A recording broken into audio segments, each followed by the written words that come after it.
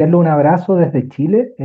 Aquí son las 9 de la noche, así que yo sé que allá son las 6 de la tarde y bueno, me alegra saber que yo doy inicio a esta jornada. Bueno, voy a comenzar a compartir la clase para que podamos iniciar. Ahí me avisa si está bien, por favor, si se está compartiendo. ¿Sí? Ya, Ya, listo, excelente. listo, maestro, ya se Súper. ve. Muy bien. Bueno, ahí como mencionaban, yo soy cofundador de la Escuela Chilena de Psiconutrición, así que los invito a seguir nuestra página. Ahí también tenemos recursos gratis, tenemos videos, tenemos podcasts, tenemos muchas cosas que ustedes lo pueden tomar de forma gratuita y también tenemos nuestros programas académicos y nuestro diplomado. Y hoy día me invitaron a hacer esta clase sobre la percepción de la imagen corporal y su relación con la autoestima y la autoconfianza.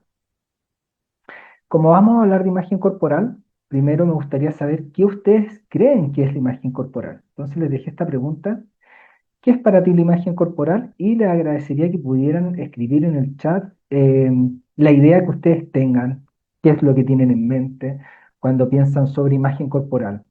¿Qué definición darían? Así que voy a dar ahí unos minutitos para que puedan escribir.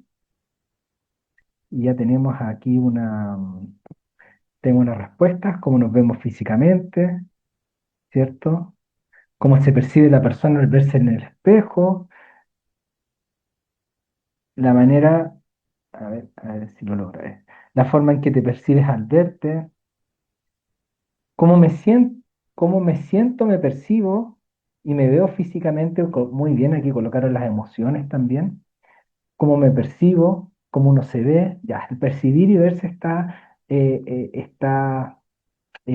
repitiendo muchas veces. Y también ahí Manuel colocó también cómo me siento, ¿ya? Entonces le dan un componente también emocional al mirarse, ¿cierto? Cuando nos miramos, sentimos algo. Entonces, muy bien, ya tenemos parte de la clase avanzada, pero antes de hablar directamente la definición de imagen corporal, les quiero remontarme a cómo se generó esta definición, ¿ya? ¿Cómo llegaron a esta definición de imagen corporal? Y lo primero que hicieron fue definir eh, otra definición, que es esquema corporal, ¿ya? Entonces, la imagen corporal nace de una definición anterior que se llama esquema corporal, ¿ya? Y esta definición nace de la neurología en los años 1911, 1912. Entonces ya tiene más de 110 años. Estos neurólogos observaban que personas que tenían problemas en su corteza cerebral tenían problemas para saber cuál era su esquema, ¿ya? El esquema es decir, cuáles son las dimensiones que yo tengo de mi cuerpo. Entonces el esquema me sirve para cosas tan básicas como si yo voy a cruzar una puerta, saber que puedo atravesar esa puerta y no me voy a quedar atascado. O sea, yo sé cuál es el ancho de mi cuerpo, veo la puerta y calculo, paso, ¿cierto? Entonces, el esquema corporal depende también de un buen cerebro. Y también estas personas que tenían problemas en distintas zonas de la corteza cerebral tenían problemas para moverse, ¿sabes? Si era la mano la que estaba moviendo. Entonces se dieron cuenta que en ese momento dice aquí, entidades neuronales que nos permite saber cuál es la dimensión de nuestro cuerpo. No sabían bien qué zona era del cerebro, pero sabían que esas personas tenían distorsión en su esquema, en el ancho y también en problemas para moverse en coordinación, ¿ya? Entonces, desde el esquema corporal, Children en el año 1950 empieza a generar modelos de imagen corporal, de la definición de imagen corporal, ¿ya? Definiciones de imagen corporal van a encontrar muchísimas, pueden quedarse con la que más les guste, ¿ya?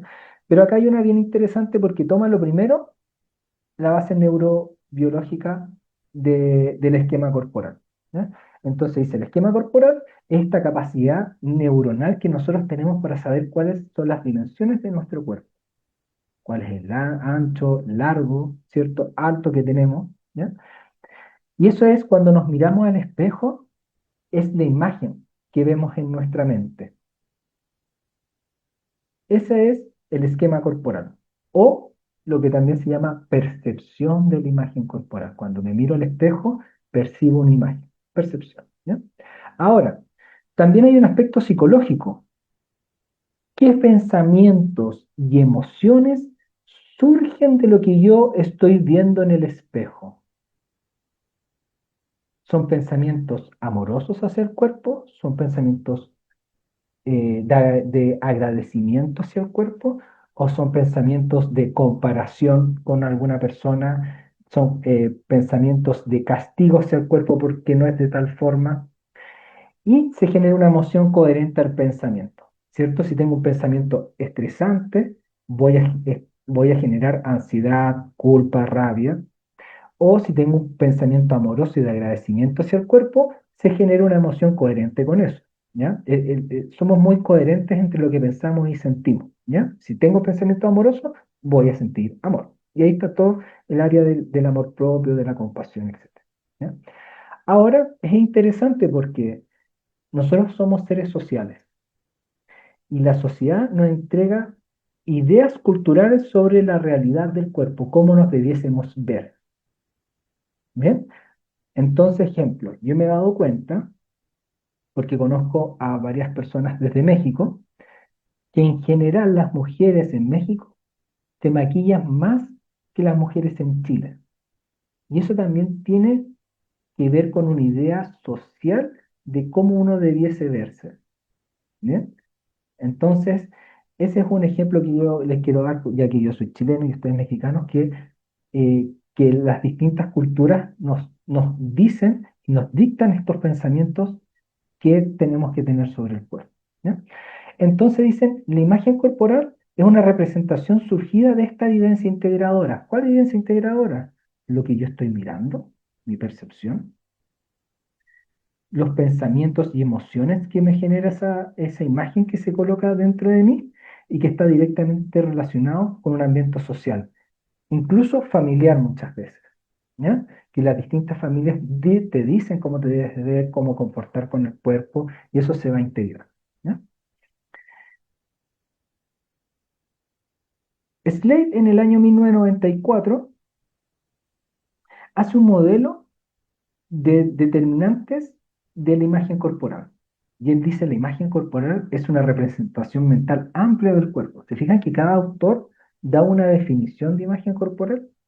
Entonces, no hay una única definición. Ustedes tienen que ir viendo cuál es la que más les gusta. ¿Ya? Entonces dice que esta representación mental amplia del cuerpo, lo que nosotros vemos, sentimos, pensamos, ¿cierto? Vivimos en esta relación con el cuerpo, va a estar dado, fíjense, uno, por la historia de información sensorial recibida sobre la experiencia corporal. En tu historia, ¿cómo tú te has tratado a tu cuerpo? ¿Cómo te han tratado a ti con tu cuerpo? ¿Ya? Entonces podemos ver que hay personas que tienden a tener o tienen distorsiones corporales, ejemplo, cuando han sufrido algún abuso, ¿cierto? O tienen menor satisfacción cuando el cuerpo se les ha quemado o se les ha fracturado. Algo sensorial ha pasado con el cuerpo, ¿ya? Las personas dietantes que suben y bajan de peso también impacta en esta realidad corporal, en esta imagen corporal. ¿Ya? En general, las personas dietantes tienen menor satisfacción con la imagen corporal. También se ha visto que las personas con, ejemplo, hospitalizadas con caquexias, que son desnutriciones muy graves, cuando se miran al espejo y después se recuperan, también pueden quedar fijadas distorsiones o insatisfacciones de la imagen corporal. Las normas sociales van a estar directamente relacionadas con la actitud que nosotros tenemos sobre el cuerpo y la figura y también sobre las ideas cognitivas y afectivas que nosotros generamos. Y sobre todo ahora que las redes sociales dan mucha información sobre el cuerpo, cómo uno debiese verse, qué peso uno debiese tener, cómo lograr esas metas, ¿cierto? Y también ocupando muchos filtros empiezan a generar realidades alteradas.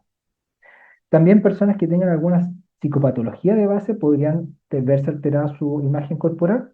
Y también aquí hay variables biológicas y acá es interesante porque el ser humano, a medida que va desarrollándose, hay etapas que son más vulnerables. ¿Ya? Ejemplo, los adolescentes. Todos fuimos adolescentes.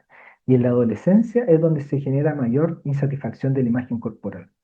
También puede pasar en las embarazadas, ¿cierto? Como están en gestación, empiezan a subir de peso, empiezan a sentir su cuerpo distinto, empieza a salir el abdomen, ¿cierto? Que aquí le decimos la guatita, ¿cierto? En referencia al abdomen.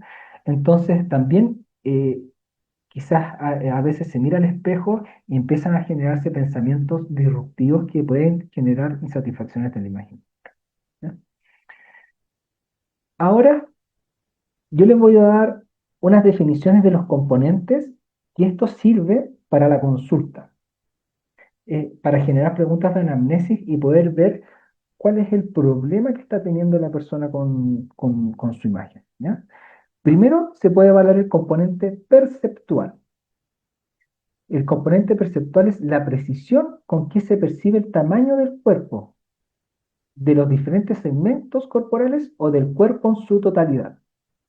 La alteración de este componente da lugar a sobreestimación, es decir, lo veo más grande, o subestimación, es decir, lo veo más pequeño. Y esto es las distorsiones de la imagen corporal.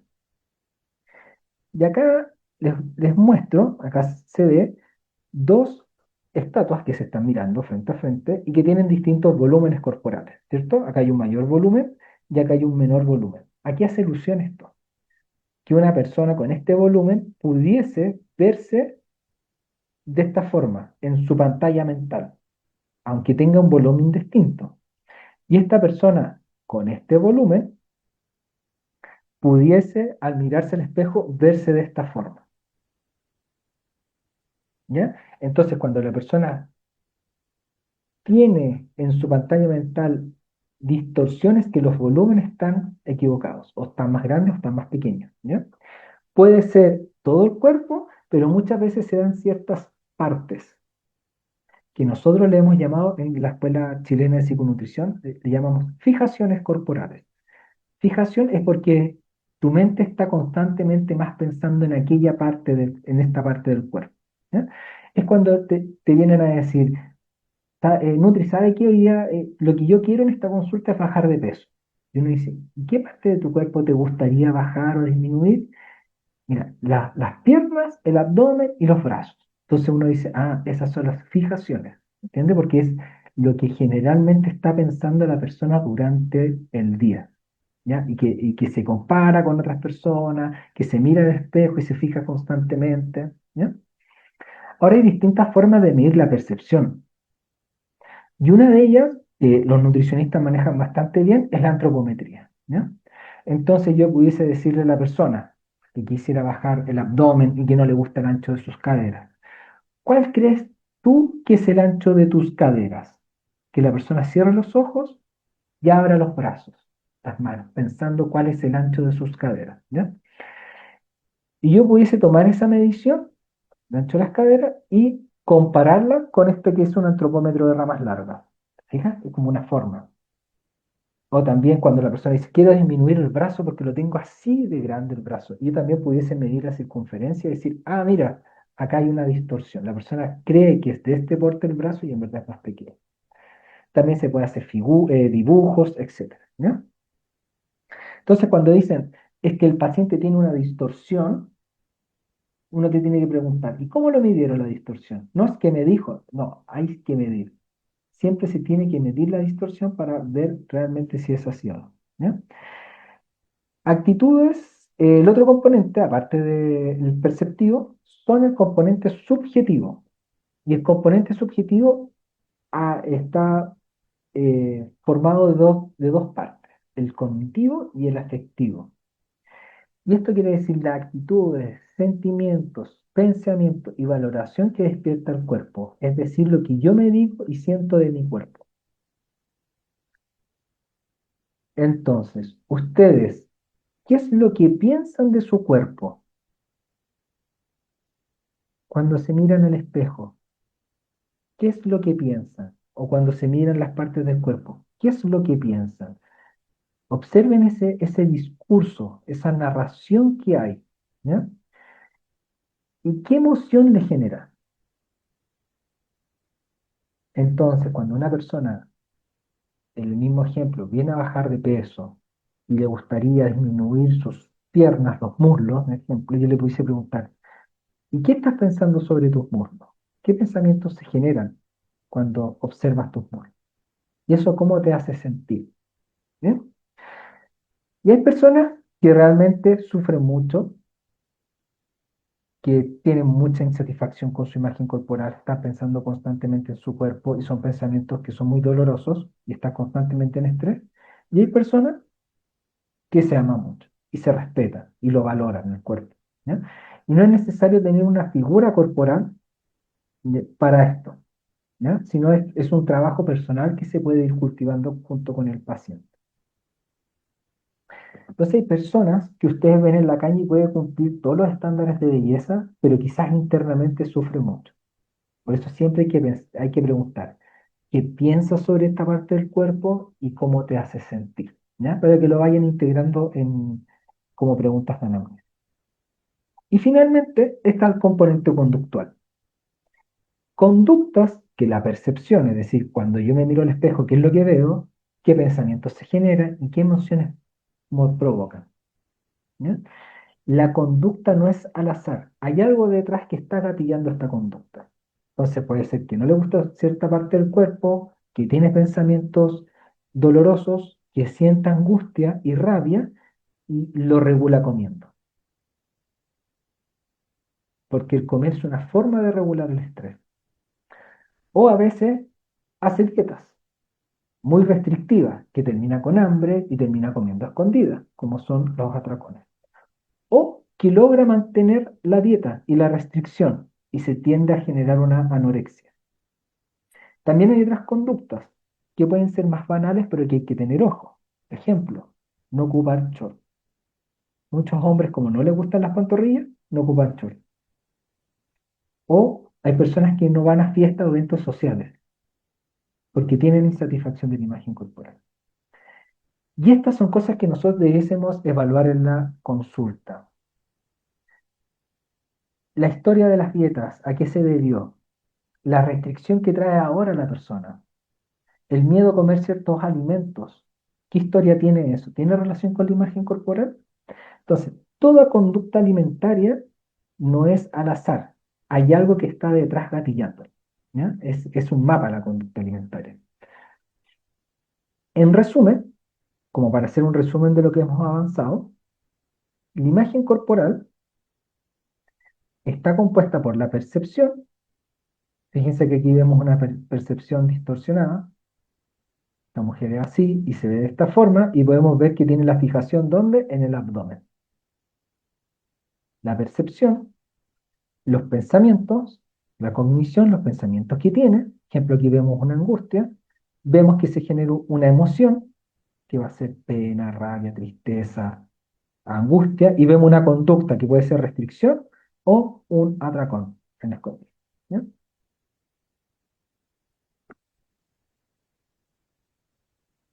Ahora, el desarrollo de la imagen corporal comienza desde que somos muy pequeñitos.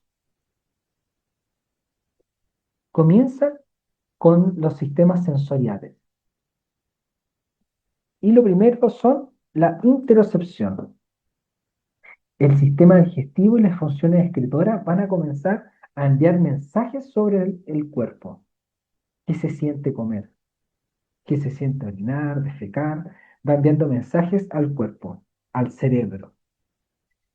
Fíjense acá que hay un adulto masajeando la espalda de un bebé. A todos quizás, no sé si a ustedes les gusta que le hagan masaje de la espalda, pero la espalda es un lugar que es difícil de acceso. No, es difícil poder masajearse o tocarse toda la espalda, tendría que tener muy buena elongación, ¿ya?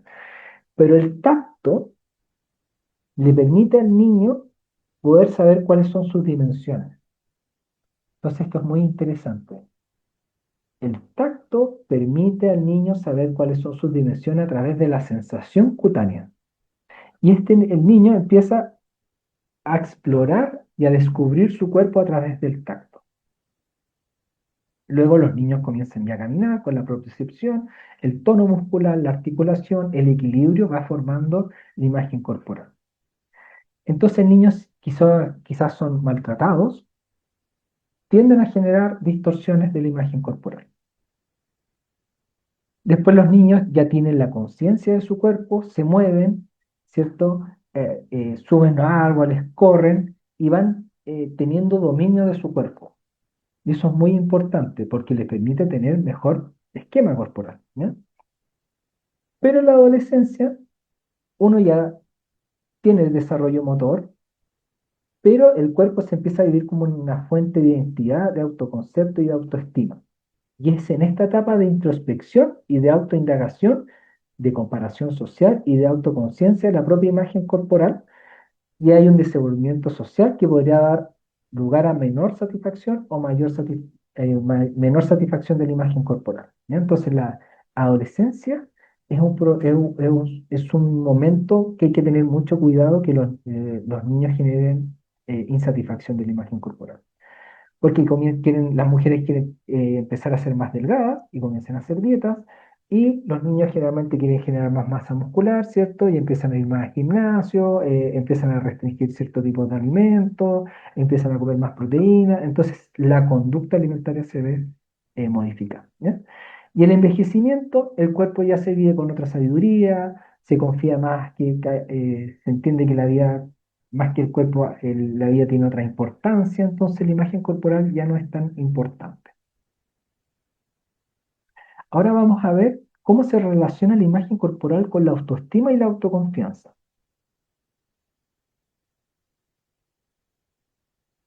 La definición de autoestima la vamos a dividir en tres partes. Entonces, dice, la autoestima es la percepción valorativa y la confianza de sí mismo. La autoestima y la imagen corporal están muy relacionados. Entonces, yo pudiese trabajar la imagen corporal desde la autoestima. Y para eso yo les voy a dar unos tips ahora. La autoestima, la parte que dice la percepción, tiene que ver con autoimagen, que es la capacidad de verse a sí mismo o a sí misma como la persona que realmente es, con sus virtudes y defectos. La meta es el autoconocimiento que nos permite percibirnos de manera equilibrada. Entonces, saber que tenemos virtudes y defectos. En general, las personas que llegan a la consulta y que son dietantes crónicos, les cuesta reconocer virtudes que tienen. Y muchas veces a los seres humanos en general. Cuando nos pregunten, ¿qué defectos tienes? Podemos hacer rápidamente una lista, pero decimos, ¿y qué virtudes tienes? Entonces, muchas veces a los pacientes, que yo veo que se fijan muchos en sus defectos, les digo que me hagan una lista de sus virtudes.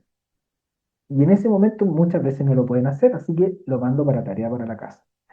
¿Por qué? Porque yo sé que si la persona reconoce sus virtudes, la autoimagen se percibe de manera más equilibrada. Entonces digo, que lo diga en voz alta, para que su autoestima aumente. Si la autoestima aumenta, mejora la imagen corporal. El otro pilar es la autovaloración. Consiste en que la persona se considere importante para sí misma y para los demás. Es el respeto que tenemos sobre nosotros. Merecer, merecer ser felices, amados y respetados. Todos los seres humanos merecemos ser felices, amados y respetados, sin excepción. Entonces, las personas que tienden a tener insatisfacción de la imagen corporal creen que no son merecedores de ser amados. Y esto se trabaja con las estrategias de aceptación y compromiso, terapia basada en la compasión, en donde uno introduce pensamientos amorosos sobre sí mismo. Si a la persona le cuesta mucho, puede partir enviando pensamientos amorosos hacia los demás y cuando se entrena hacia los demás, hacerlos hacia sí mismo. Porque como al principio creen que no son merecedores, se sienten muy incoherentes, pero se puede lograr, ¿ya? Entonces, pensamientos que se pueden introducir acá: yo merezco ser feliz, yo merezco ser amado, yo merezco ser respetado, yo merezco que me quieran. eh, Estos pensamientos se pueden ir introduciendo y la persona lo puede ir escribiendo diariamente para aumentar la autoestima. Y la autoconfianza es creer que puedo realizar bien distintas cosas y sentirse seguro de hacerlo. La meta es desarrollar una actitud realista de creencia en sí mismo y en sus propias capacidades.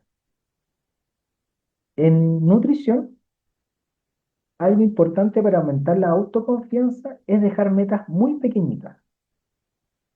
A veces se da una pauta con muchas indicaciones y que es abrumante de hacer tantos cambios. Entonces la autoconfianza se pierde rápidamente porque la persona, al no lograr hacer todos los cambios, eh, cree que no es capaz y que no tiene suficiente voluntad, ¿ya? Entonces, como estrategia, como nutricionista, es dejar una meta pequeña. Entonces, esta semana lo que vamos a hacer es incluir un lácteo a media mañana, a las 10 de la mañana. Esa va a ser la única meta, sobre todo las personas que han hecho mucha dieta, los dietantes crónicos. Entonces, solamente al que la persona cumpla con una indicación, va a ir sabiendo que lo puede lograr y aumenta la autoconfianza. Desde la evidencia se ha visto una relación muy estrecha entre la imagen corporal y la autoestima.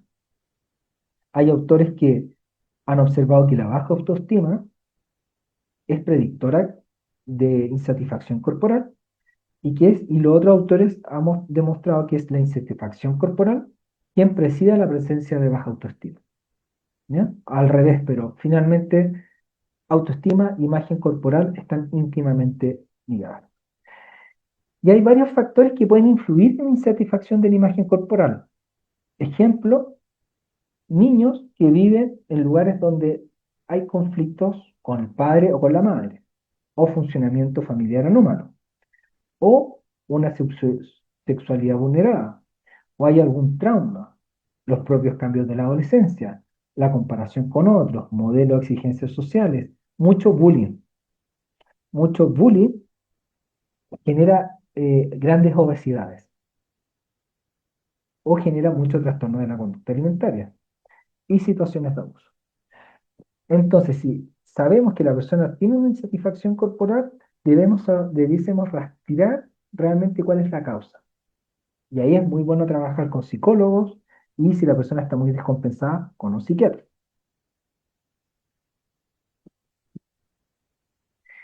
Bien, ahora vamos a ver lo que es insatisfacción y distorsión de la imagen corporal.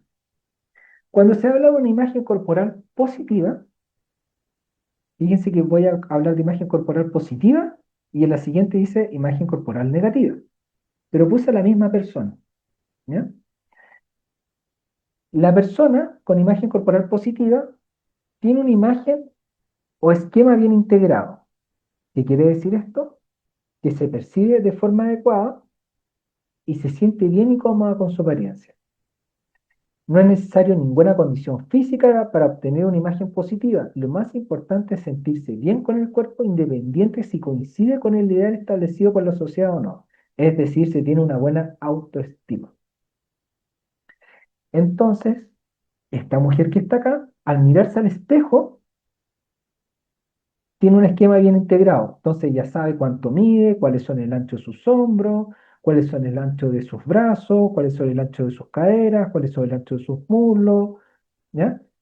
Ella se percibe, se mira al espejo tal como es y se siente bien con su cuerpo, ¿ya? Esto no quiere decir que si uno le pregunta, ¿pero hay algo que te gustaría cambiar o mejorar? Te puede decir, mira, sí, mira, en verdad me gustaría, no sé, tonificar un poco más las piernas para tener un poco más de fuerza y me gustaría, no sé, eh, también bajar un poco el abdomen. Pero la diferencia es que no está pensando constantemente en ello, que no es su primera importancia mental. Que si lo reflexiona, sí, quizás podéis hacer esto, pero no es algo que esté rumiando y que genera ansiedad y estrés. Entonces ella tiene una imagen corporal positiva. Y esta misma persona pudiese tener una imagen corporal negativa. Quiere decir que la persona no se percibe de manera adecuada y o no se siente a gusto consigo misma y su aspecto. Aquí tampoco es necesario alguna condición específica para estar insatisfecho con uno mismo, sino depende de cómo se percibe y se siente uno respecto a su apariencia física. Entonces, ella pudiese verse al espejo y distorsionar alguna parte de su cuerpo. Por ejemplo, ver que su abdomen es mucho más abultado. Ah, tiene una distorsión. O quizás ve que su cuerpo cumple con, o sea, ves en su cuerpo en el espejo, ve que tiene las dimensiones, pero no le gusta. Y está constantemente pensando en cómo cambiarla.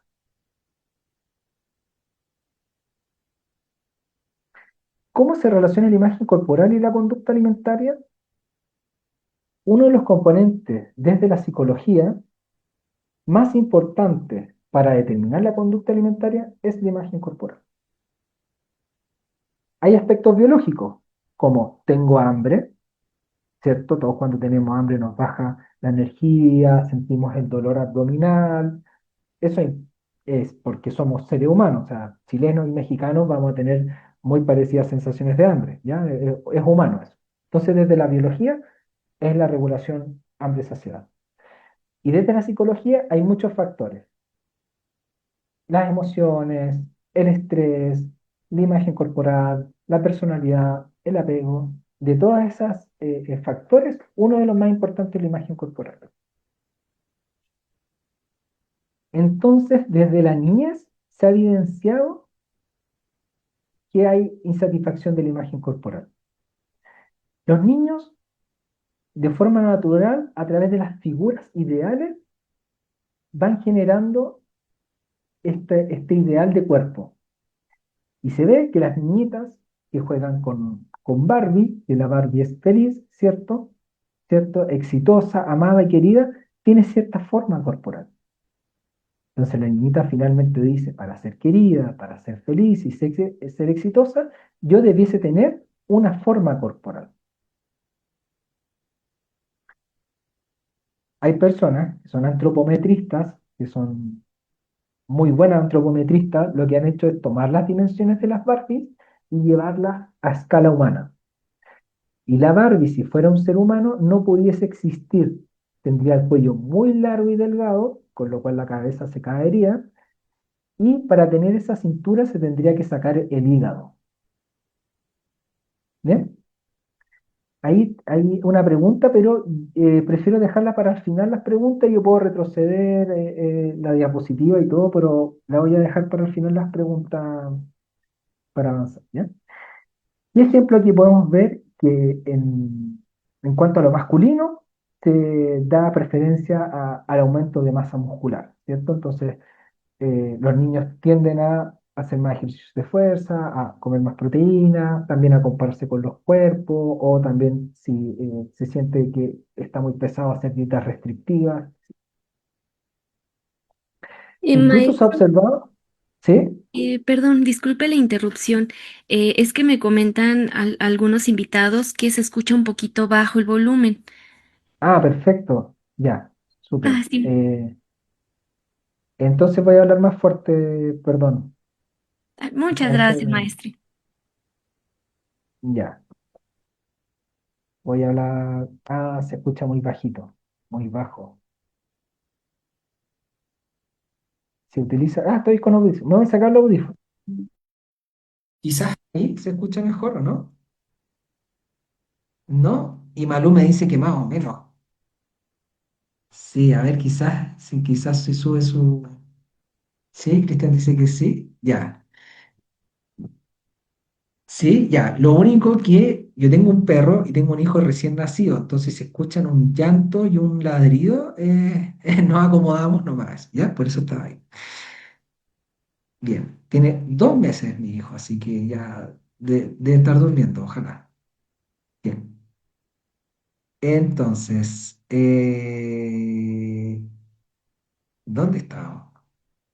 Ah, estábamos viendo cómo se relacionaba la imagen corporal con la conducta alimentaria. ¿Ya? Miren, quise poner... ya, ahora me conecté. Bien. Entonces, incluso se ha observado que los niños desde los 9 años tienen un deseo de un cuerpo más delgado, 9 años, así como la motivación para seguir una dieta restrictiva. Claro, si la persona quiere bajar de peso, ¿qué es lo primero que piensa? Para bajar de peso yo debiese dejar de comer o restringir. ¿Y qué es lo que principalmente restringe? Carbohidratos. Pan, bueno, acá en Chile se come mucho pan, quizás allá son tortillas, no sé qué será, papas, fideos, arroz, eh, todo lo que es azúcar, ¿no? Entonces, cuando la persona dice no puedo comer, se genera algo que se llama restricción y la persona tiene más tendencia a generar atracón, porque como está restringiendo, está pensando constantemente en ese alimento.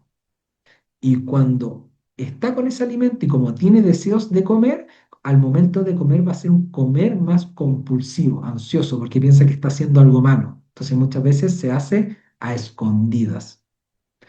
Y como creo que estoy haciendo algo malo, lo hago de forma más compulsiva. Y a veces pierdo el control. Entonces ahí están los criterios del atracón, ¿cierto? co- Como mucho más, ¿cierto? Se come más de lo habitual y se pierde el control. Entonces, una de las técnicas ahí para sacar el atracón es sacar la restricción y ver cuál es la fuente de esa restricción. ¿Es un problema de imagen corporal? ¿Con quién se está comparando? ¿O quizás una presión de un familiar? Porque yo he visto muchas mujeres que tienen la presión de la mamá, que la mamá le dice, si no bajas de peso, nadie te va a querer, ¿cierto? O la abuela que dice cosas más más sufridas todavía, o se comparan con las primas, etcétera. Entonces hay una doble presión para las mujeres. Y al pasar los años, la insatisfacción es mayor, mientras que el 55% de las niñas entre 7 y 12 años desean estar más delgadas, en la adolescencia el porcentaje alcanza hasta el 80%. Entonces, si ustedes van a un colegio a un curso de adolescentes, hay muchos problemas de la imagen corporal. Yo no sé cómo será en México, pero yo creo que debiesen haber psiconutricionistas en los colegios, porque está la población más vulnerable ahí de generar trastornos de la conducta alimentaria, e incluyo la obesidad como un trastorno de la conducta alimentaria. ¿Ya? Hay obesidades que cumplen con trastornos de la conducta alimentaria. ¿Ya? Bien, quise poner esto porque a veces cuando se hablan de aspectos psicológicos como la imagen corporal, se cree que no hay una biología detrás. Dicen, sí, pero eso es como psicología, se escucha bien, pero mira, a mí me tinca más esto de la biología. Ejemplo, no, a mí me gusta más de la biología, de cómo la resistencia a la insulina con el proceso inflamatorio genera diabetes tipo 2 y ese aumento de la glicemia y la inflamación va produciendo enfermedad renal crónica, pero todo esto tiene una biología detrás. Entonces, ¿cuál sería la biología? Estos pensamientos que yo tengo de insatisfacción de la imagen corporal que están constantemente en el día a día de las personas, hacen una activación del hipotálamo, con una activación de la hipófisis, la cual va a generar ACTH, la hormona adrenocorticotrofina, hay un aumento del cortisol a nivel de la glándula suprarrenal. Pero el cortisol, por función fisiológica, tiene un feedback negativo. ¿Qué quiere decir eso?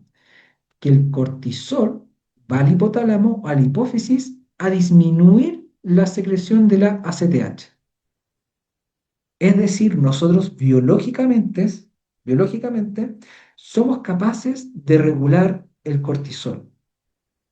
Biológicamente, sin tener que hacer nada, porque el cortisol hace un feedback negativo. Como está muy alto, se regula y se empieza a disminuir. Pero, ¿por qué la persona se mantiene ansiosa? Porque lo que no se regula es el pensamiento. El cortisol intenta regular el hipotálamo y la hipófisis, pero el pensamiento continúa, el estresor continúa. Y es por eso que todas estas terapias que son mindfulness, terapia basada en compasión, que trabajan directamente con este dialéctico mental son muy importantes porque yo al cambiar el pensamiento, cambio la sensación corporal. Y al cambiar esa emoción o sensación corporal, puedo relacionarme de distinta forma con los alimentos. Entonces, muchas veces la persona quiere hacer un cambio de alimentación, nosotros entregamos una pauta alimentaria maravillosa, pero si no acompañamos a la sanación y al cambio de ese flujo mental, es muy difícil que la persona cambie su alimentación. ¿Por qué? Porque el alimento es una forma de regular el estrés. Y en Chile hay una psiquiatra que se dedica mucho a esta parte de la neurobiología de la conducta alimentaria. Y ella explica en este paper, ¿cierto?, cómo el alimento es capaz de regular la ansiedad, el estrés, la pena, la rabia, que está generado por estos pensamientos, que uno de ellos puede ser de imagen corporal. Entonces, todos estos pensamientos de imagen corporal insatisfactorios van a activar el eje del estrés, van a activar la amígdala, van a activar el eje del hipotálamo, hipófisis adrenal, y como es un feedback constante que se da al pensamiento, el alimento lo que hace es secretar dopamina. Cuando yo como algo, ¿cierto?, que a mí me gusta mucho, yo digo, mmm, qué rico, esa es dopamina. Y esta dopamina se secreta de áreas del cerebro como el área tegmental ventral o también el núcleo accumbens. Lo que hace la dopamina es regular el hipotálamo y es regular lo más importante, aunque sea por un momento, el pensamiento. El alimento nos salva de ese flujo de pensamiento doloroso que tenemos sobre nosotros mismos. Eso es lo que está intentando hacer el alimento. Yo creo que si no tuviéramos este sistema de regulación, existiría mucho suicidio. En la anorexia hay mucho suicidio. Incluso los trastornos de la conducta alimentaria son los que son las patologías psiquiátricas más, eh, con más prevalencia de muerte.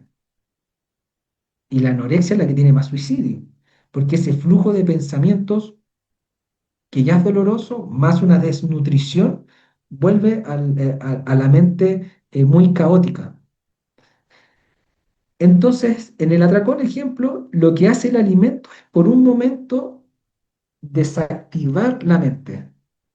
Fíjate, ese como pérdida de control, como que se va la persona por un momento, lo que está intentando hacer es dejar de pensar en aquella parte de su cuerpo que le duele tanto.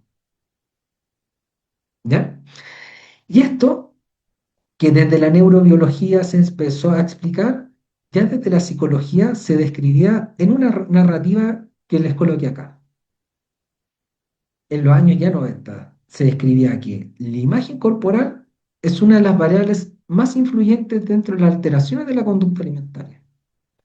Si la imagen corporal es displacentera, es decir, no me gusta, crean de la alimentación una distracción inmediata para evitar y olvidar la sensación negativa de corporalidad. Tal enmascaramiento hace que se reduzca la ansiedad y la amenaza hacia sí mismo. Entonces, podemos pasar a biología. Si la imagen corporal es displacentera, no me gusta, ¿cierto? Activo el eje del estrés y tengo ansiedad, ¿cierto? Crean de la alimentación una distracción inmediata. ¿Quién es? La dopamina. Para evitar y olvidar la sensación negativa de corporalidad, que lo que está haciendo, bloqueando la corteza prefrontal. Y eso le llama enmascaramiento. El alimento enmascara tus pensamientos. Hace que se reduzca la ansiedad, porque al dejar de pensar, disminuye la emocionalidad y la amenaza hacia sí mismo. Entonces aquí podemos ver esta persona que se está comiendo sé que será, ¿verdad?, como una dona, ¿cierto? Y que está como absorbida por esa dopamina, lo que está intentando hacer es bloquear algo, dejar de pensar en algo. ¿Bien? ¿Qué finalmente pasa? Si yo le restrinjo esto, no tiene con qué equilibrarse, po. Entonces el comer es la forma más fácil de regular la ansiedad o el estrés. Entonces esta persona, si yo se lo prohíbo en una pauta, le digo, no, pero es que tú no puedes comer chocolate si tú quieres aparte bajar de peso y mira tu glicemia y además que eres diabético y además lo estás haciendo a tales horas, nunca más puedes comer, tal. Lo va a terminar haciendo a escondidas y va a comer mucho más porque va a comer de forma más compulsiva porque tiene más estrés, sobre todo porque está comiendo algo que está prohibido. ¿Ya? Así que el consejo es no prohibir. Va más allá de la bioquímica del alimento, que sabemos que no va a producir ningún beneficio biológico. Pero si yo se lo incluyo, incluso como ya sabe que puede comerlo, quizás ya no tiene tanta ganas, ya anda más relajado. ¿Ya? Así que bueno, agradecer que hayan estado ahí en sus casas colocando atención, invitar nuevamente a que visiten nuestra página, vean nuestras clases gratuitas, vean nuestras formaciones, nos puedan seguir en nuestro Instagram. Y bueno, si les interesa algún curso, el diplomado, pueden escribir y dicen que estaban acá en esta charla y que el profesor Cristóbal del Piano les dijo que les iba a regalar un descuento. ¿Ya? Yo me comprometo a conseguirles un descuento para aquellos que quieran estudiar con nosotros. ¿Ya? Así que, bien, eso. Muchas gracias por los corazones, aplausos. Ojalá les haya hecho sentido. Ahí tenemos un tiempo para conversar. Gracias por perder las camaritas a Fabi, Fabiola, Tere, Margarita y Malú, la Pame, María Barajas. Eso, súper bien. Ya, a ver, vamos con la conversación, conversemos un ratito. Muchísimas gracias, maestro, por estar el día de hoy con nosotros compartiéndonos toda esta información tan importante. Y bueno, vamos a pasar rápidamente a la ronda de preguntas. Quien guste participar puede enviar su pregunta directamente en el chat o levantar la mano y les damos acceso directo al micrófono. Ya tenemos algunas aquí en el chat eh, de nutrióloga Sarey. ¿Cómo puedo tocar estos temas de TCA con los pacientes, ya que son temas muy sensibles, como pueden no pasar desapercibidas? Muy bien, excelente pregunta. Lo primero es que te voy a dar como un consejo. Te tienes que sentir cómoda tú con las preguntas que vas a hacer. Porque si no, el paciente va a notar que estás preguntando como con mucho nerviosismo, con duda, con miedo. Y obviamente cuando nosotros hacemos una pregunta, la persona va a buscar en su mente la respuesta y te va a abrir su experiencia. Entonces, a veces es como abrir la caja de Pandora si uno no está muy preparado. ¿Ya? Lo que te recomendaría es empezar con preguntas básicas y quizás tú no tengas que abordar el tratamiento directamente, sino es como para ver ¿cómo podrías mejorar tu pauta? Simplemente, ejemplo, pregunta básica. ¿Hay algún alimento que pueden pensarlo ustedes? ¿Hay algún alimento que les guste comer, que tienen, ansían comer, pero les da miedo? O cuando lo están comiendo dicen, ¿por qué estoy comiendo esto? Como que hay una incoherencia, no hay un placer completo, sino como hay como alguna incoherencia, decir, oh, esto no lo debiese comer. ¿Ya? Ese alimento que te diga la persona, tú lo tienes que tener registrado como un alimento a trabajar, a resignificar. Y muchas veces a incluir en la pauta. Mira, vamos a trabajar este alimento. Incluso lo puedes comer con la persona en la consulta. Trae este alimento. ¿Qué historia tiene este alimento? ¿A quién te recuerda este alimento? Los alimentos tienen simbolismo. ¿Ya? Entonces, esa sería una buena pregunta. Puedes hacer puntuaciones como de 0 a 10, donde 0 no te gusta nada a tu cuerpo y 10 te gusta muchísimo. ¿Qué puntuación te das? 0 no te gusta nada y 10 te gusta muchísimo. Entonces ahí tú vas a tener como un grado de satisfacción corporal general. Y después le puedes preguntar, ¿hay alguna parte de tu cuerpo que no te guste o que estás pensando constantemente en ella? Y ahí tú vas a tener la fijación. Ah, la persona piensa constantemente en esa parte del cuerpo. Ah, también quizás es a trabajar, ¿ya? Hay millones de preguntas, hay muchas preguntas. Hay que saber qué quiero evaluar también. ¿Tienes miedo a pesarte? ¿Tu ánimo depende de tu peso? Si sientes que comiste mucho, ¿haces ejercicio de forma compulsiva?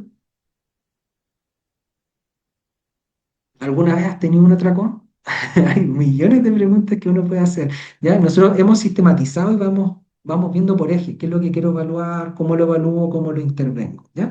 Pero yo creo que con esas preguntas puedes ir viendo cómo te sientes y ojalá busca a alguien que sepa del tema y que pueda ser como tu maestro, que tú seas su discípulo. Entonces te va ayudando, te va haciendo feedback, vas a su consulta, ves cómo la persona lo hace, entonces vas de a poco aprendiendo y viendo cómo es trabajar estos temas. Y por supuesto, trabajarse uno mismo, ¿ya? Porque también hay que trabajar nuestra historia para acompañar a los demás, ¿ya?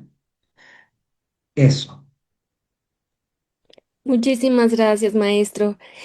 La siguiente pregunta es de Susana. Adelante, por favor, Susana. Hola, buenas tardes, maestro, o buenas Hola, noches. Susana. Buenas noches, Bueno, Susana. mi pregunta era más que nada, de acuerdo a todas las preguntas que usted mencionó que podíamos emplear en la consulta, ¿existe de casualidad alguna herramienta que nos podría compartir para evaluar la dismorfia corporal o Sí, para que venga como una guía de preguntas que podríamos justo realizar en consulta o algo por el estilo? muy bien. Mira, hay más de 100 herramientas para evaluar la imagen corporal.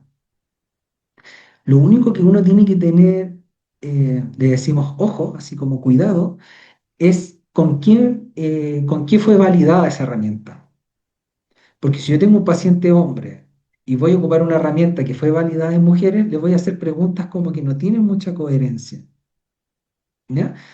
Pero lo que yo puedo hacer es buscar alguna buena herramienta y ahí enviársela al equipo y que quizás el equipo se la pueda compartir a ustedes. ¿Ya? Pero el lunes, porque de aquí yo me tengo que ir a, a ir a ver al bebé y el lunes la pudiese enviar, ¿ya, Susana? Muchísimas gracias, maestro. Súper, muchas gracias. Gracias, maestro. Muy Las bien. siguientes preguntas, bueno, hay igual algunas preguntas sobre las herramientas validadas. Y también en consulta nutricional, ¿cómo o con qué tipo de herramientas se puede percibir que los consultantes tienen una alteración de su cuerpo, bueno, de la percepción de su cuerpo, aparte de la antropometría, como mencionó? Mm, Mira, nosotros eh, lo que hemos hecho también es que la persona se dibuje. O sea, tú colocas un papel craft en el suelo y la persona se dibuja. Y no es necesario ser un buen dibujante, pero la persona va a colocar cierta volumen y tú te vas a dar cuenta que en las fijaciones, si las ves más grandes, va a ser esa parte más amplia o lo va a hacer más rápido, va a colocar más cuidado y después tú puedes acostar a la persona y dibujar a la persona, ¿cierto? Y tú vas a ver, ahí la persona se va a dar cuenta lo que la persona cree que es y cómo realmente es. Y ahí se puede generar un diálogo, ¿ya? Eh, y ese diálogo, los psicólogos son muy buenos en generar ese diálogo, o si eres un nutricionista que tienes la capacidad de hacer ese diálogo, lo puedes hacer y después si tú ves que hay algo que necesita psicoterapia para derivación y todo, vas y lo derivas a un buen psicólogo que trabaje contigo, que tú confíes, que trabaje con la misma forma, que genere buen vínculo, etc. Muchas gracias, maestro. La siguiente pregunta es de Yatsiri. Adelante, por favor, Yatsiri.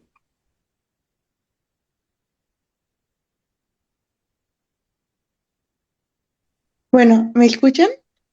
Sí, Gracias. Hace un momento comentaba, profesor, con respecto a que de repente existen esto de los atracones y sí. que, pues obviamente por dietas restrictivas. A mí me ha Mm, tocado casos en donde vienen estos pacientes, pero mm, por el hecho de que traen enfermedades degenerativas. Entonces, obviamente acuden al nutriólogo, les ayuda con su alimentación. En este caso, ¿cómo se podría o qué herramientas se podría utilizar para intervenir? Ya que obviamente, pues de repente llegan a recaer y a tener atracones, los cuales pues obviamente les generan dolor en el cuerpo. Mira, yo creo que lo primero que tienes que observar ahí si cumple con el criterio de atracón, del DSM-5. Cuando yo le pregunto a una persona, ¿alguna vez has tenido un atracón? Me dicen, millones de veces. Ah, cuéntame la última vez. Estaba con, aquí le decimos pololo, polola, al novio o novia, y estábamos viendo una tele y nos comimos una pizza entera. Bueno, ¿le ha pasado? Yo creo que sí. Bueno, a mí me pasa. Ahí estábamos viendo una película y nos comimos una pizza entera. Entonces eso no es un atracón. ¿Te fijas? Porque estoy disfrutando un momento de una película, pololeando, compartiendo y como más de lo debido nomás. Y mira, y sabes que no tenía hambre y mire la pizza y dije, no tengo hambre, pero quiero comer más por disfrutar y por aprovechar. Entonces ese no es un atracón, es un comer por placer. Pero el atracón tiene ansiedad, tiene un pensamiento rumiante sobre el alimento. Generalmente se da en soledad. A veces se planea. La persona hace una restricción durante el día, está planeando, llega a su casa, está sola y come de forma muy compulsiva y hay un problema emocional y pierde el control. Entonces yo creo que ahí debiese ver si realmente cumple con esos criterios o quizás la persona no sé, me imagino voy a hacer un juicio nomás, una enfermedad neurodegenerativa, se olvida de comer y llega el momento que tiene mucha hambre y come nomás. Oye, se me pasó el día, tengo mucha hambre y me comí el plato de fideos porque comí con mucha hambre nomás. Pero no hay un problema emocional con el alimento detrás. Entonces yo creo que ahí debieses hacer las preguntas que yo te menciono ahora para poder ver cuál es la verdadera causa de ese comer un poco más voluminoso y compulsivo.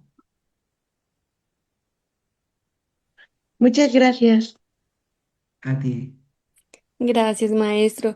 La siguiente pregunta es de Nayeli. Adelante, Nayeli, por favor. Hola, muy buen día, muy buenas noches a todos.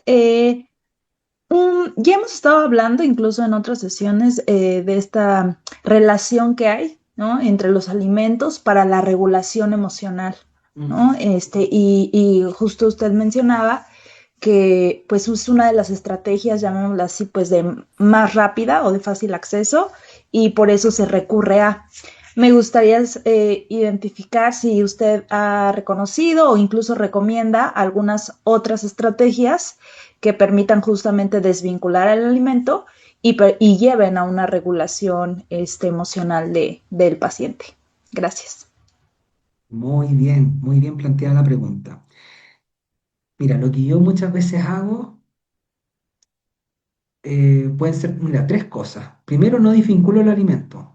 Le digo, mira, ¿te gusta tanto el chocolate? Yo te voy a calcular la pauta y te voy a dejar un chocolate, ¿ok? El chocolate está. Pero la persona lo que está haciendo está regulando el estrés con el alimento. Y mi pregunta es, ¿de qué otra forma tú pudieses regular el estrés aparte del alimento? Pero hay que ver qué es lo que hay de base. Ejemplo, la persona come porque está aburrida y siente un vacío. ¿De qué otra forma pudiese llenar ese vacío la persona? ¿Qué le gusta hacer a la persona? Y esa es una pregunta muy personal. ¿Qué te gusta hacer o qué te gustaría hacer y nunca has intentado?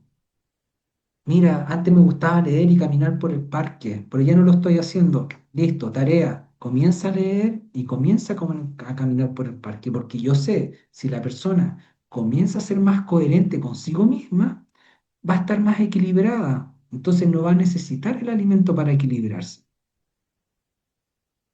Si tiene pena, ¿y qué podrías hacer para regular esa pena? Mira, ¿sabes qué? Yo tengo una muy buena amiga que siempre que la llamo me escucha y nos juntamos. Ok, cada vez que tengas pena, llamas. Pero quizás es una pena de un duelo no elaborado. Alguien que falleció, nunca se despidió y nunca pudo, tiene esa pena que lleva muchos años. Ok, entonces un buen psicólogo que trabaje el duelo. Quizá alguien que hay unos que le hacen constelaciones familiares y hacen cosas hermosas y despiden, y ¿se entiende?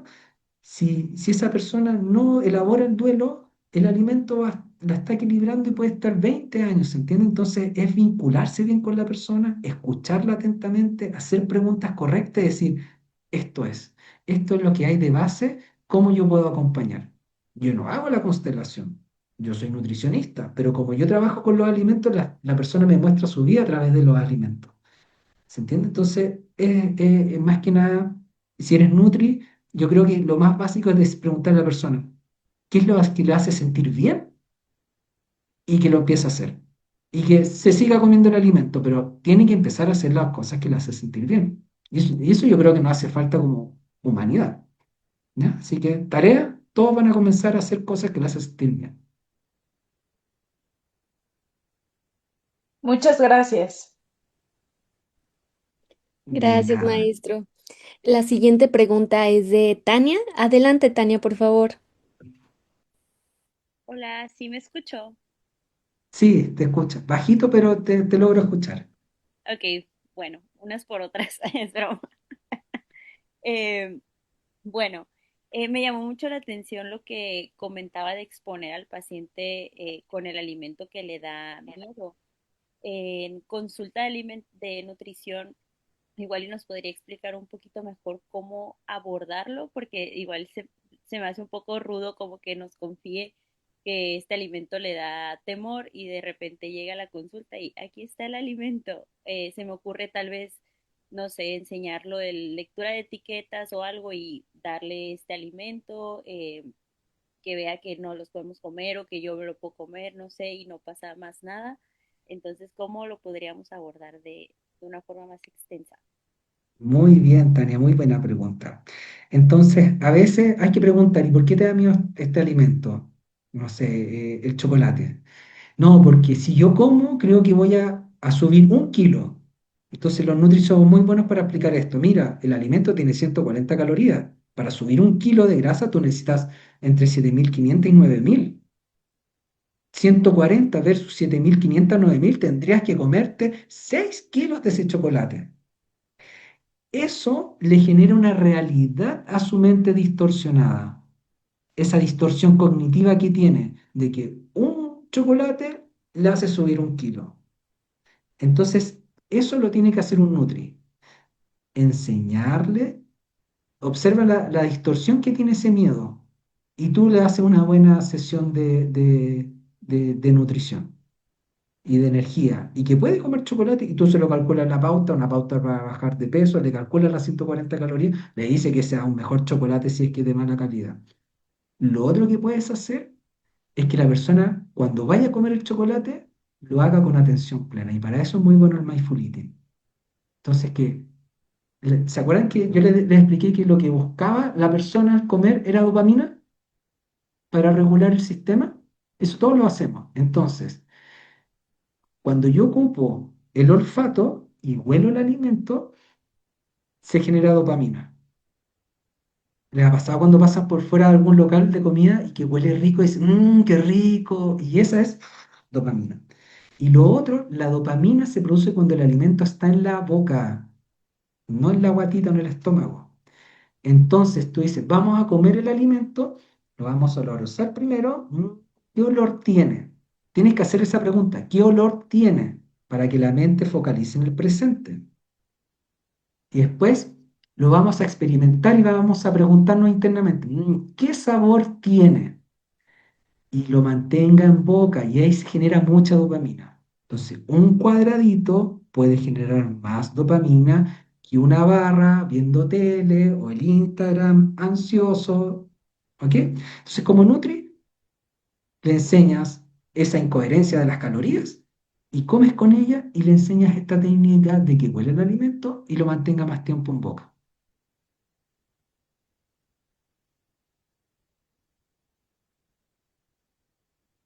Muy bien, Tania. Muy bien. Muchas gracias, maestro. La siguiente pregunta directamente en el chat desde Mariana. Menciona cómo tratar el caso de una paciente geriátrica que posiblemente tiene un TCA y que incluso, según refieren sus hijas, lo ha tenido desde hace muchos años. Mm, Pero ¿cuál es el problema de base de esa paciente? ¿Se entiende? Hay veces que hay un abuso. Entonces, ¿cómo abordarlo? ¿Cuál es su problema de base? ¿Cuándo comenzó el TCA? ¿Cuándo fue su primera dieta? Hay que hacer preguntas que uno pueda rastrear el inicio, qué está pasando actualmente. Entonces, a veces cuando es mucho tiempo, tiene que ser un buen equipo interdisciplinario para saber cuál es la base de esa paciente para poder intervenir. Me queda la duda, ¿cuál será la base? A ver si la logra. No le puedo dar mayor recomendación porque no tengo un... A veces, lo que me ha pasado, no sé si a ustedes, pero cuando los pacientes son mayores, es como que necesitan a alguien más grande. Es como este paciente que es muy mayor me está viendo como su hijo, entonces no puedo hacer algo terapéutico, no le puedo hacer una pregunta porque constantemente me ve como su hijo. Ah, entonces lo voy a derivar a otra Nutri que sea mayor y que pueda hablar otros temas con esa persona. Que yo como hombre de mis treinta y tantos no me va a responder con tranquilidad. Entonces, ver si es algo con el terapeuta y ver cuál es la base. Yo creo que con eso pudiese decirle desde mi experiencia. Muchas gracias, maestro. Para ir cerrando, la siguiente pregunta es de Fernanda. Menciona, cuando sueles tener un consumo desregulado, puede haber una saturación o alteración de dopamina. ¿Cómo se Mm. ayudaría a poder reducir esa dopamina instantánea sin generar restricción? A ver, de nuevo, que tengo que poner mucha atención a lo que digo. Sí. Menciona, cuando sueles tener consumo desregulado, puede haber una saturación o alteración de la dopamina. ¿Cómo se ayudaría a poder reducir la dopamina sin generar restricción? Bien, según lo que yo entiendo, bueno, la dopamina es igual que la cocaína es como, es la misma base del alimento y el consumo de cocaína. eh, Se regula como con feedback negativo lo que hace el cerebro es esconder los receptores. Entonces cada vez voy necesitando mayores dosis del alimento para sentir el placer, ¿ya? Eh, entonces, no es que yo necesite disminuir la secreción de dopamina. Si la dopamina no es que sea mala, lo que yo necesito es, con el mindful eating ejemplo, es consumir menor cantidad de alimento para secretar más dopamina, es decir, sentir mayor satisfacción al momento de comer con menos alimento. Y lo que necesito es no restringir para no sentir ansiedad y no necesitar el alimento porque para no necesitar la dopamina. Lo que necesitamos es estar menos estresados. Acá en Chile es altísimo el nivel de estrés y por eso tenemos altísimos niveles de obesidad. Yo no sé cómo será en México, pero yo creo que estamos iguales, ¿cierto? ¿Cierto? Y nosotros somos el número uno en obesidad infantil. Digo, ¿y esos niños? ¿Cuánto bullying hay? ¿Cuánto estrés hay? ¿Cuánta, cierto? Y siguen diciendo, tiene que comer esto, fruta y verdura y hacer ejercicio. Pero seguimos haciendo lo mismo hace 40 años. Ya, no hay que quedar hablando hasta las 11 de la noche, así que no sé si hay otra pregunta, duda. En México también sucede eso, estamos iguales. Gracias, maestro. Para finalizar, la siguiente pregunta es de Freddy Macías. Adelante, por favor. Hola, una duda nada más. Yo tengo una paciente que está en proceso de pérdida de peso y ella justo me refirió que cuando se ve en el espejo se sigue viendo igual de grande que como estaba, pero ya perdió más de 12 kilos y es Mm, notable su cambio. ¿Eso mm, cómo se podría abordar? Muy bien. ¿Y ella, 12 kilos, cuánto tiempo lo perdió? Empezó en septiembre su Mm, pérdida de bien. peso. Mira, hay algo maravilloso que nos enseñaron porque yo aprendí con la maestra de la psiconutrición que abrió el centro el 2001. O sea, psiconutrición acá en Chile existe hace mucho tiempo. Y nos formamos con ella, armamos la escuela. Y hay algo que el lenguaje y podemos hablar con los pacientes y hacer mucha teoría psicológica y está bien. Pero hay algo que es mucho más efectivo y son las terapias corporales. El problema es que ella se mira al espejo y se sigue viendo ancha. Entonces, terapia corporal. Terapia corporal es maravilloso. Van y se empiezan a palpar. Te fijas que ella necesita tocarse nuevamente. Cuando no me toco, vuelvo a ver nuevamente mis volúmenes. Que otra persona me toque. Y hay sesiones de terapia corporal que le va a hacer a la persona volver a insertar en su mente sus dimensiones corporales.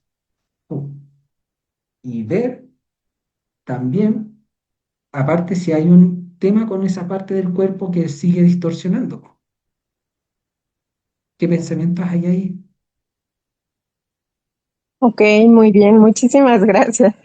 Vayan a terapia corporal porque vivir esas experiencias uno como terapeuta después recomendar, decir, no, este paciente es de terapia corporal. Ya, ahí se sana mucho desde el cuerpo. Gracias, maestro.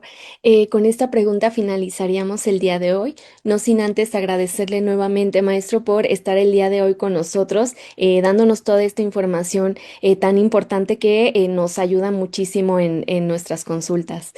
Igualmente, maestro, si nos puede regalar nuevamente sus redes sociales en el chat para que lo tengamos y podamos seguirlos y estar al pendiente tanto de los que también preguntaron de los diplomados que también tiene. Entonces, nos gustaría mucho tener ahí su contacto.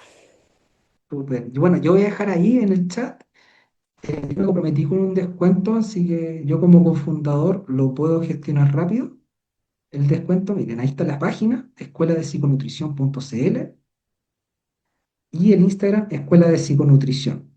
¿Ya? Y ahí tenemos varios cursos, diplomados, enseñamos la base, enseñamos las herramientas, hay un tutor que los va a acompañar, yo muchas veces hago de tutor y acompaño a los alumnos a que practiquen la herramienta que les pasó y se avanza muy rápido así, y también hay otras psicólogas o nutris que son excepcionales que se han formado con nosotros y que los van a estar acompañando en las formaciones.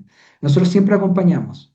O sea, no es que entren en una clase y aprendan algo y lo vayan a intentar hacer solo. No, lo acompaña un tutor, ustedes practican y después tienen una tutoría y responden todas sus dudas, qué les pasó y como tiene mucha experiencia la persona, los va a acompañar a que ustedes crezcan como más rápido como personas y terapeutas. ¿Ya? Muchísimas Así gracias, que, bien, maestro. eso. Y Abrazo. gracias, maestro. Igualmente hacerle la invitación para verlo aquí en la Federación Nacional de Nutrición y Ciencia en futuros eventos. Ojalá alguno presencial. He hecho tantos eventos hacia México y no me han invitado presencial, ¿ya? Así que ojalá nos juntemos algún día.